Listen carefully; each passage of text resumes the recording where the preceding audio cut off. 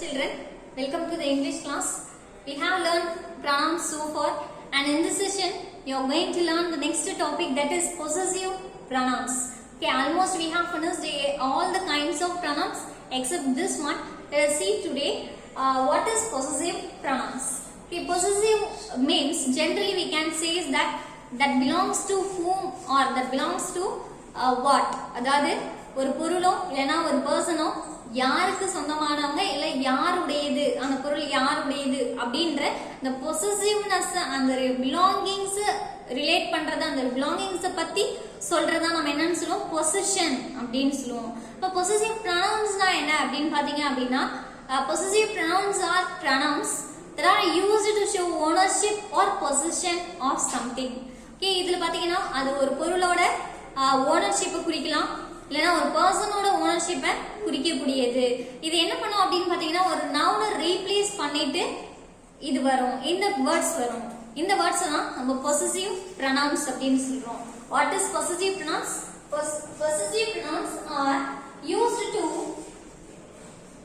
possessive pronouns are used to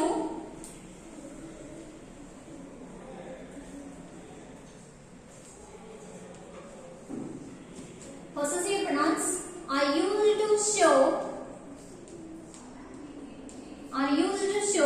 ownership, used to show ownership or possession. ஒரு ஓனர்ஷிப்பை refer பண்றதுக்கு use பண்ணுவோம், இல்லனா ஒரு பொசஷனை ரெஃபர் பண்றதுக்கு இது யூஸ் பண்ணுவோம். இது என்ன பண்ணும் அப்படின்னு பாத்தீங்கன்னா, they replaces the nouns. இது என்ன பண்ணும், ஒரு நவுனை ரீப்ளேஸ் பண்ணும். they replaces the nouns. Now see what are the possessive pronouns we have here அப்படின்னு பாத்தீங்க அப்படின்னா, we have some of the possessive pronouns. They are mine, us, yours. Okay, this yours for both singular and plural. Okay, for singular person also we have to use yours, and if it is more than one person also we can use yours. Okay, let's have the third person, that is his, hers and theirs. Okay, these are the possessive pronouns we have. Okay, what is the meaning of these pronouns அப்படின்னு பாத்தீங்க அப்படின்னா, mine refers to mine அப்படின்றது என்னுடையது அப்படின்னு சொல்லுவோம். இப்போ என்னுடையது அப்படின்றது அப்போ இந்த பொருள் என்னுடையது அப்படின்னு சொல்லலாம், இந்த பர்சன்ஸ் வந்து என்னுடையவங்க அப்படின்னு சொல்றப்போ மைன் அப்படின்னு சொல்லுவோம். இப்போ ஆர்ஸ் அப்படின்றது எங்களுடையது அப்படின்னு சொல்லுவோம், இன்க்ளூடிங் மீ, என்னையும் சேர்த்து இன்னும் மோர் தென் 2 or 3 persons இருக்கிறச்ச நம்ம ஆர்ஸ் அப்படின்னு சொல்லுவோம். அது யுவர்ஸ்னா உன்னுடையது இல்லனா உங்களுடையது அப்படின்னு சொல்லுவோம். Then coming to the next thing, this his அப்படின்றப்ப அவனுடையது அப்படின்னு சொல்லலாம், அவருடையது அப்படின்னு சொல்லலாம்.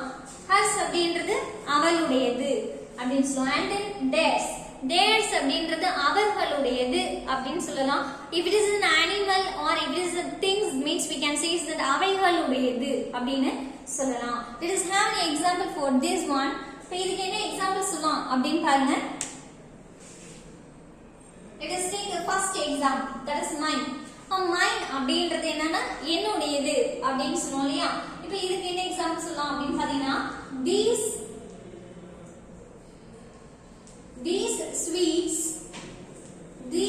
sweets are all mine. okay, இங்க இருக்கக்கூடிய ஸ்வீட்ஸ் எல்லாமே என்னுடையது அப்படின்னு சொல்லுவோம். இப்போ இந்த இடத்துல இருக்கக்கூடிய இந்த எல்லா ஸ்வீட்ஸும் என்னோடது அப்படின்னு சொல்லுவோம் இல்லையா. அப்போ இந்த இடத்துல possession, it shows the possession of this noun. இந்த இடத்துல இந்த ஸ்வீட்ஸ் அப்படின்றக்கூடிய திங்ஸ் வந்து இப்போ எனக்கு சொந்தமானது அப்படின்னு சொல்றப்போ நம்ம இந்த பொசிஷனை யூஸ் பண்றோம். அதுதான் மைன் அப்படின்னு சொல்லுவோம், என்னுடையது அப்படின்னு சொல்லுவோம். இப்போ அடுத்து பாத்தீங்கன்னா ஆஸ் அப்படின்றது எங்களுடையது அப்படின்னு சொல்லுவோம். இப்போ இதுக்கு என்ன எக்ஸாம்பிள் சொல்லலாம் அப்படின்னு பாத்தீங்கன்னா, this is not our car. இது வந்து நம்மளுடைய கார் கிடையாது. ours is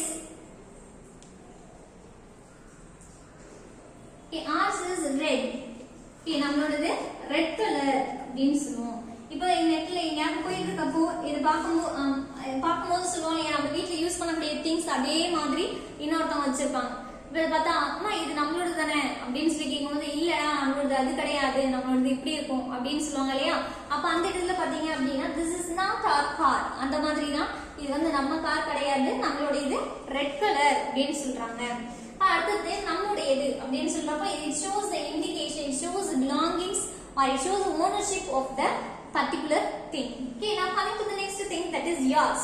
இப்போ yours அப்படின்றது உன்னுடையது அப்படின்னு சொல்லலாம், உங்களுடையது அப்படின்னு சொல்லலாம். நான் பேசிட்டு இருக்கேன் அந்த பர்சன்ஸை பொறுத்து, நான் ஒரு ஆள்கிட்ட பேசிட்டு இருக்கேன் அப்படின்னா அது ஒருத்தவங்களாம், அப்ப yours அப்படின்னு சொல்லுவோம். இப்போ இதுவே நிறைய பேர் இருந்தாங்க அப்படின்னு நிறைய பேர் உங்களுடையது அப்படியே நம்ம என்னதான் சொல்லுவோம், yours அப்படின்னு தான் சொல்லுவோம். இப்போ இதுக்கு எப்படி சொல்லலாம் அப்படின்னு பாத்தீங்கன்னா these books are mine, these books are mine, those are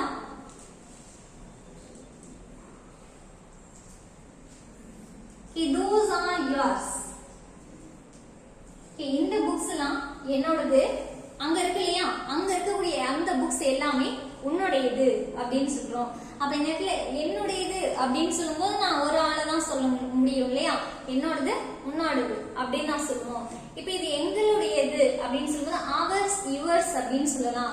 ஏன்னா அங்க வந்து பாத்தீங்கன்னா சிங்குலர் பர்சன், அப்ப இங்க பேசுறவங்கிட்டையும் நம்ம ஒரு ஆளுகிட்ட தான் சொல்றோம், இது என்னோட புக், இங்க இருக்கிறதுலாம் அதெல்லாம் உன்னோட புக் அப்படின்னு சொல்லலாம். இல்லைன்னா நீங்க இப்படி கூட எடுத்துக்கலாம், நிறைய பேரா கூட இருக்கலாம், அங்க இருக்கிறதுலாம் உங்களுடைய புக்கு அப்படின்னு நம்ம அப்பவும் ப்ளூரல்லையும் நம்ம சொல்லலாம். அடுத்தது பாத்தீங்கன்னா ஹிஸ் அப்படின்றதுக்கு எப்படி சொல்லலாம் அப்படின்னு பாத்தீங்கன்னா ஹிஸ்னா என்ன அர்த்தம், அவனுடையது அப்படின்னு சொல்லுவோம் இல்லையா. இதுக்கு என்ன சொல்லலாம் அப்படின்னு பாருங்க, the luggage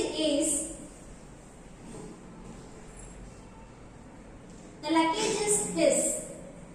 இந்த லக்கேஜ்லாம் பாத்தீங்கன்னா அவனுடையது இல்லைன்னா அவருடையது, இந்த லக்கேஜ்லாம் அவரோடது அப்படின்னு சொல்லுவோம் இல்லையா. பெரியவங்களா இருந்தா அவருடையது அப்படின்னு சொல்லுவோம், சின்ன பையனா இருந்தா நம்ம என்ன சொல்லலாம், அவனுடையது அப்படின்னு சொல்லலாம். the luggage is his.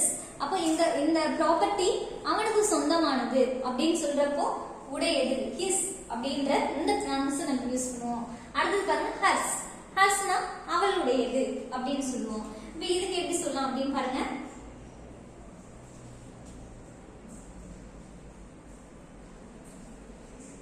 these pictures are hers. These pictures are hers. இங்க இருக்கக்கூடிய இந்த பிக்சர்ஸ் எல்லாமே அவளுடையது அப்படின்னு சொல்றோம். அப்ப இங்க இருக்கிற எல்லா திங்ஸ், எல்லா பிக்சர்ஸுமே அவளோடது, அவளுக்கு சொந்தமானது அப்படின்னு சொல்றோம். அடுத்தது பாத்தீங்கன்னா theirs.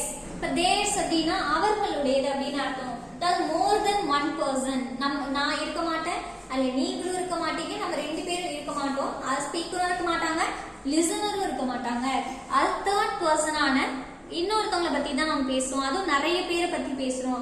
இப்ப அவர்ஸ் சொன்னோம், அதுலயே வந்து பாத்தீங்கன்னா நிறைய பேர் தான், ஆனா அதுல நம்ம ஒரு ஆளா இருக்கும். ஆனா தேர்ஸ் சொல்லும் போது அதுல நம்ம ஒரு ஆளா இருக்க மாட்டோம், இன்னொருத்தவங்க நிறைய பேரை பத்தி பேசுவோம். இப்போ ஃபார் எக்ஸாம்பிள் பாத்தீங்கன்னா நம்ம ஃபேமிலி அப்படின்றப்போ ஆர்ஸ் அப்படின்னு சொல்லலாம், ஆர் ஃபேமிலி அப்படின்னு சொல்லலாம். ஆனா பாத்தீங்கன்னா அடுத்தவங்க பக்கத்து வீட்டுல இருக்காங்கன்னா அவங்க ஃபேமிலி அப்படின்னு சொல்லும்போது தேர் ஃபேமிலி அப்படின்னு தான் சொல்லுவோம். அதுல நம்ம ஒரு ஆள் கிடையாது இல்லையா, அப்ப என்ன பண்ணலாம், தேர்ஸ் அப்படின்னு சொல்லலாம். அவங்களுக்கு சொந்தமானதை பத்தி பேசும்போது தேர்ஸ் அப்படின்னு சொல்லலாம். இப்ப இதுக்கு என்ன சொல்லலாம் அப்படின்னு பாருங்க, திஸ் ஹவுஸ்